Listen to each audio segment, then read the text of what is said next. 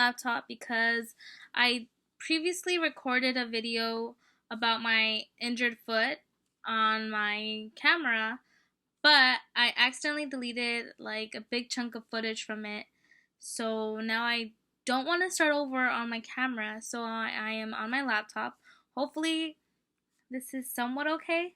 So pretty much it's just a version of my injured foot and how it escalated so quickly into me wearing a boot and having to use crutches. Now, growing up, I would always get injured, but not to the point where I needed to go to the hospital or needed anything like this. Like, it never escalated like this. And now that I'm an adult, it was just a big slap in the face because I did it to myself. Like, I did this to myself. It was my fault. It could have been avoided 1000%. And before I even get to the story, just know that if you ever get injured and you are bleeding and your foot's swelling up or whatever it is, please seek emergency care. Like, do not be like me where I was in denial that I needed any help, and do not be like me where I convinced myself that I didn't need any help, because in the end it could have been a lot better in the sense that if it would have been taken care of quicker, it probably wouldn't have to go this far. So with that said, let's get started with dates. So when I injured my foot, this was June 2nd on a Tuesday, and I was arguing with my mom, having a discussion. Why would I lie? I got heated and I was drinking a cup of coffee at the moment. At the time I was drinking a cup of coffee, and I was using the cup from Disney Beauty and the Beast Chip. I was using that cup, literally Chip from Beauty and the Beast. I was using that cup. I got it from the Disney store. It's very thick porcelain. It's very well made, may I add.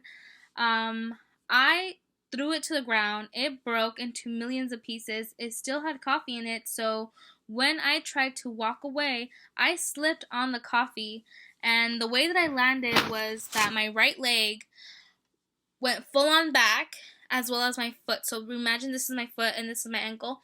My entire foot went back along with my leg, and my whole entire body weight was on my foot. And I'm a big person, okay? I weigh 220 pounds. That's a lot of weight on my poor little ankle and foot. So with that said, I got up, still didn't feel anything. I was limping, but I didn't look down until I was already home, and I looked down and there's blood everywhere. And the reason why I walked home is because I live in the back house of my parents' house. So they have a house in the front. We converted a garage into a home, and that's where I live. There's a whole series on it on my YouTube. Yes, I am self-promoting. Go ahead and check out my tiny home series. The videos are already up. There's 6 of them, and I hope you enjoy. But yes, there's links on my description bar below as well. But yes, moving on, I looked down, there's a bloody mess, and I did panic, but not yet. At first I was like, maybe it's just a cut with blood. Maybe there's more blood than there is cut, I guess you could say. Like, I was trying not to worry. So I went to the shower and I started rinsing off my foot, because I had one of those like handle showers. So I started rinsing off my foot, and it would not stop bleeding, and it hurt really, really bad. And I have a low pain tolerance as it is, so I'm just a big baby. Finally, my dad comes and helps me because I had made a big bloody mess in my house, and he helps me clean up everything. And my older sister, who is a former nurse, comes and helps me like clean up my foot, puts the alcohol on it, patches it up, and says that I'm gonna be fine. By this point, my foot's already swelled up, so like my foot, think of it like my foot like that, and there's like a big mountain like this big on top of my foot, and on top of that mountain there's like a big hole like that big that's also like a bruise on itself. It's like super thick, hard to the touch, like really hard, on top of my foot, and around my foot it's like swollen and there's bruises everywhere. My toes are swollen, can't move them, but I was convinced that I was fine. my husband comes home. He tries to get me to go to the hospital. I say no because I'm scared. I'm a big scary cat. And since this happened this year, I was trying to avoid going to a hospital at any cost because I'm scared of hospitals and I'm scared of everything that's going on. So I was just trying to avoid it. Fast forward a few hours later, my younger sister is cleaning up my foot, and she says, I think there might be something there. I see something on the top of where the cut is. I see something there, and I was like, no, no, no, don't even touch it. Like, still in denial. I was like, there's nothing there. It's impossible. There can't be anything there. It's just a bruise. I'll be fine. So then I take care of it how normally people would take care of a sprained ankle. I don't know. My husband patches it up for me every day, and he cleans it, and we ice it overnight. We have my foot elevated, and we're thinking we're doing everything as possible for the swelling to go down. It's like about Friday at this point, and I don't feel any better, but I'm still not convinced to go. And it took literally until a week after, like a week and a day after, this will be June 10th, where I say, you know what, yes, I'm going to the hospital. So I go to urgent care, and the nurse automatically tells me that I have to go get x-rays done. So I go ahead and get my x-rays. The guy taking my x-rays also looks very concerned. He asked me what happened exactly because he wants to know. And I ask him, is there anything wrong? He proceeds to tell me it's not up to him to tell me, that the doctor has to tell me. So then I go to the doctor's room, waiting for the actual doctor to come. As soon as the doctor comes, the first thing he says is, I have to cut your foot open. I start to freak out, start to cry because I'm there by myself. My husband is downstairs because we didn't know that if I went with the wheelchair that he was able to come with me. I went walking by myself, limping by myself, because they also didn't provide any chair. Like, we didn't know that we could use a chair. But they saw me limping and they saw my cut. Like, I had slip-on shoes, and you could see the cut, and you saw how bad my foot was. So they didn't offer a wheelchair either. So anyways, I start freaking out when the doctor says that they have to cut open my foot. But obviously, he's like, yes, we have to do a mini surgery.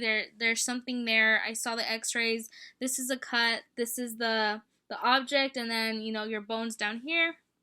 And we don't know what that object is. We don't know if it's like a floating fragment of your bone or like whatever that broke inside your foot.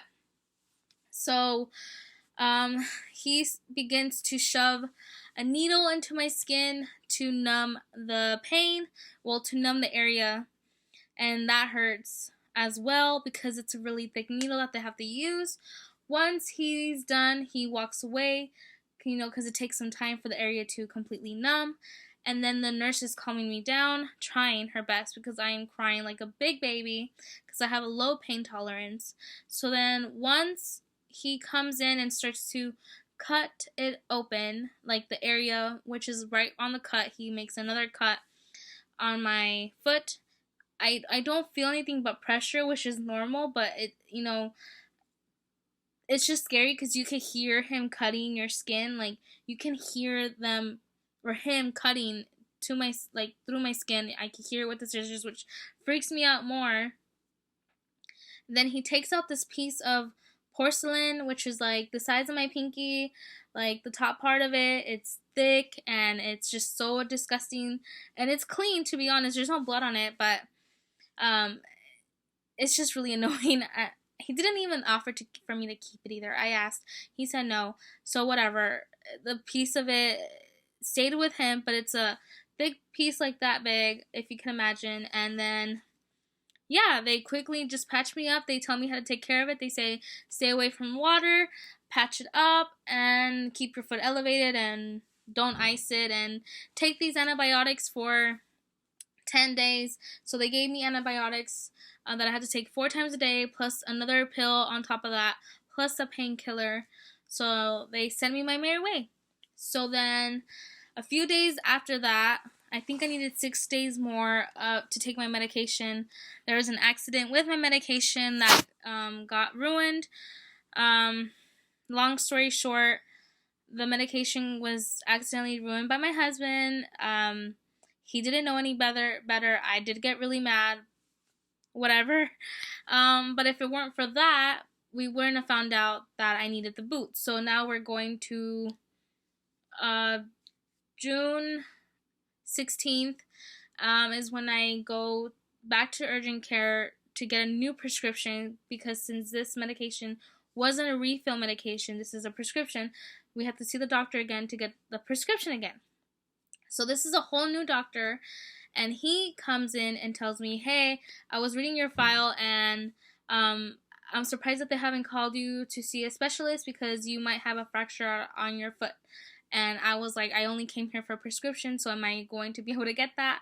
I'm still freaking out because all I'm worried about is the damn medication, but he's over here telling me, like, you're going to have a boot and crutches given to you today because you might have a fracture, and we're scared that, you're gonna mess up your foot even more, and blah, blah, blah. So I start freaking out, but thank God this time my husband is with me because we used a wheelchair to go up this time. So they give me the boot, they give me the crutches. I wait for the call later the next day about the specialist. So we make the appointment for the specialist, which was like Wednesday after the 16th. I don't know what day it landed, but it was probably like another week. And then we see the specialist, and she's like, why did they send you here? And I was like, well, they said that I needed to see you because I could have a fracture. And she said, well, honestly, it says here that they were only supposed to send you with me if the object that was inside of your foot wasn't the piece of glass that was, that they found. It was only supposed to be if there was like bone and whatever, blah blah blah. And she said, well, either way, you do have to still keep the boot. Luckily there's no fracture, but your tendons did what do I call it? The tendons did get damaged a little bit. So just make sure that your foot's elevated, that you don't put a lot of weight on it, and that you don't, like, you can wet your foot, but don't drench it in water.